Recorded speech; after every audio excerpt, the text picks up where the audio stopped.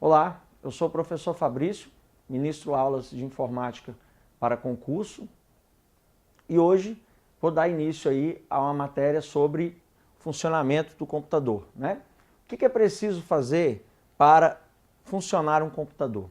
Bem, a informática, a parte do edital é cobrada em duas partes. Nós temos aí a parte do hardware, que seria o quê? A parte física, né? A parte tangível, os equipamentos, peças, acessórios e memórias.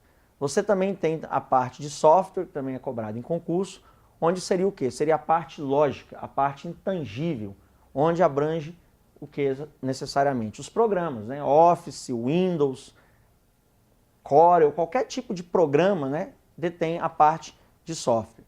Temos também a terceira parte, que é o Peopleware, que seriam os usuários, nós, usuários de computador, que não é tão abrangido assim em concurso. O importante mesmo é você focar a parte de hardware e a parte de software. E o nosso estudo dessa aula, vamos abranger justamente a parte de hardware. Mas para a gente entender a definição de parte de hardware e parte de software, seria bom pegarmos aqui primeiro a parte de processamento de dados. Por quê? O que viria a ser um processamento de dados? Processamento de dados nada mais é do que a fusão do hardware com o software. Então, quando você entra com dados na máquina, ou seja, com a matéria-prima no computador, você está entrando, né, está dando uma entrada desses dados. O hardware, através de memória, processador, vai processar, vai executar esses dados e o usuário vai ter o quê? Um retorno. Esse retorno nós conhecemos como retorno de informações. E através das informações, o usuário obtém o quê? Um conhecimento. Então, através de entrada de dados, saída de informações, nós obtemos um conhecimento. E para ter esse processamento de dados, você tem que ter essa fusão de hardware e software. Ou seja, você tem que ter a parte lógica e a parte física fundidas. Senão, não irá funcionar nada. Por exemplo, uma questão aí que caiu na prova da Carlos Chagas, do TRT, para a gente poder ver essa fusão aí do que ele falou sobre hardware e software. Vamos lá. Suponha que um usuário digitou dados em um programa de computador. Este programa calculou valores a partir dos dados previamente indicados. E então, um relatório contendo os valores calculados foi apresentado ao usuário. Essa sequência de operações pode ser resumida respectivamente em 3 etapas principais de manipulação de dados. 2 pontos. Bem, primeira coisa que eu quero observar é a parte respectivamente. Cai muito em prova essa palavra. E quem não presta atenção nessa palavra acaba errando. Se ele pediu respectivamente, então ele quer o quê? Na sequência. Ou seja, você tem que pegar a sequência que ele deu na historinha e jogar ela nas alternativas. Então vamos lá? Vamos olhar aí as alternativas. Letra A, ele deu que você tem a entrada, depois você tem o processamento e você tem a saída. Interessante. Letra B, ele falou da entrada, falou da saída, em terceiro, processamento. Letra C, ele falou da entrada, processamento e entrada novamente. Letra D, falou do processamento, entrada e saída. E letra E, processamento, saída e entrada. Bem, se ele quer respectivamente, é só lembrarmos o que eu falei atrás. Bem, você entra com os dados. Esses dados são o quê? Processados através de processador e as memórias. E após serem processados, você tem uma saída de informações onde você obtém um conhecimento. Então, questãozinha simples que você iria marcar a letra A. Ok? Entrada, processamento e saída. Então, a informática, para ela funcionar, ela depende disso aí. A fusão de hardware e software gera o processamento de dados, que seria necessariamente essa questão aí, está explicando bem. Ok? Bem, então vamos dar início aí à parte de hardware propriamente dito. Eu irei começar hoje com essa parte aí. Ou seja, estudar hardware, como eu falei, é você ter noção das opções que você tem com relação aos equipamentos que compõem o computador. Obviamente, se tratando de provas de concurso para nível administrativo, tanto médio ou superior, eles vão cobrar o quê? Noções de hardware. Ou seja, muita nomenclatura, você entender os as nomenclaturas, o significado das siglas, né? Entender o funcionamento de cada componente. Mas, obviamente, os componentes básicos. Ele não vai cobrar componentes avançados que envolvam muita área técnica. Então, isso aí podemos ficar tranquilo numa prova de nível administrativo para concurso público. Tá? Então, temos aqui, inicialmente, a principal peça de um computador, né? Ou seja, nós temos aí a placa-mãe, conhecido como motherboard. Ou seja, a placa-mãe é aquela placa onde todas as peças do computador estão conectadas a ela. Não tem como você ter um computador sem a placa-mãe. O nome já é bem sugestivo, né? Placa-mãe. Então a placa-mãe é onde você conecta processador, conecta memória, conecta periféricos, como qualquer outro tipo de hardware da sua máquina estará conectado à sua placa-mãe. Ok? Então, como eu dei início por ela, principal placa, já abrimos aí com uma questão também da Carlos Chagas, a prova de engenheiro florestal. Olha só como é que ele vai abranger a placa-mãe. É a placa mais importante de um computador. Nela estão localizados quem? O processador, a memória e diversas interfaces. É conhecida por... Então, quando ele te pedir que a principal placa de um computador, você vai ter a placa-mãe. Mas observa que a prova, até ser uma prova de nível superior, abrangia inglês no edital. E por abranger inglês no edital, ele colocou as palavras em inglês. Então nós temos letra A, storage, que seria armazenamento, né? Não seria a resposta. Letra B, motherboard, que é justamente a tradução de placa-mãe.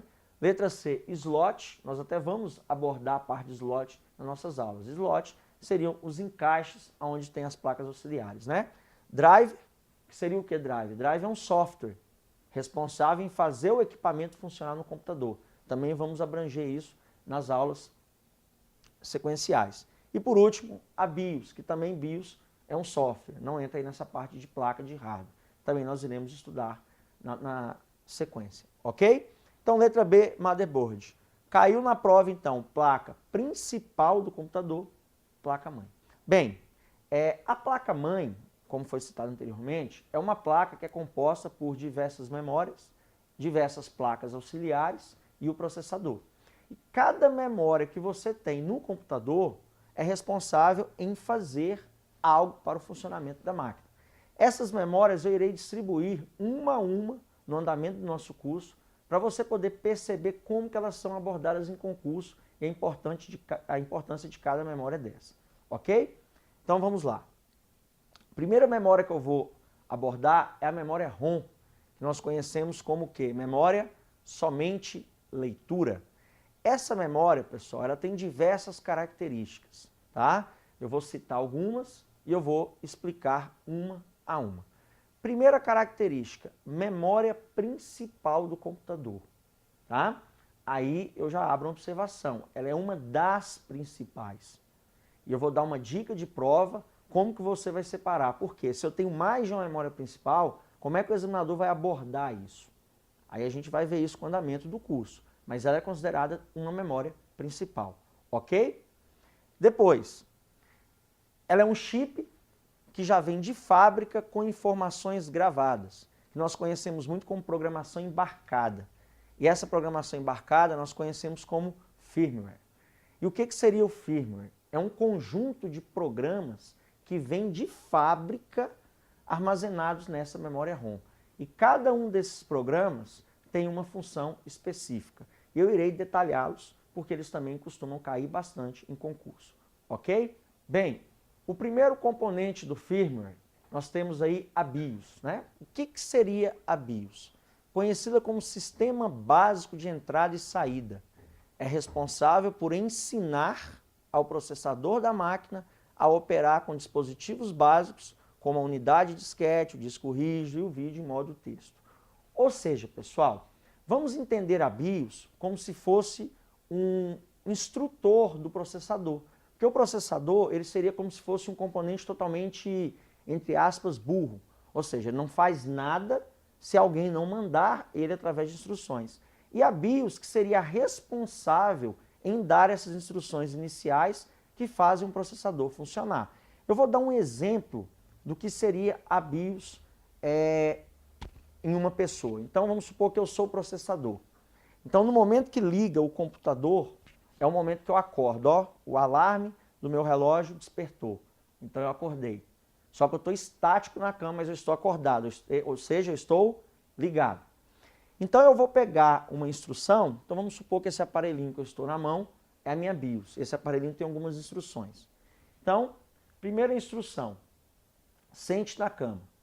Então eu espreguicei e sentei na cama. Segunda instrução, calce o chinelo. Calcei o chinelo. Terceira instrução, vá ao banheiro. Caminhei, fui ao banheiro. Quinta instrução, feche a porta do banheiro. Fechei a porta do banheiro.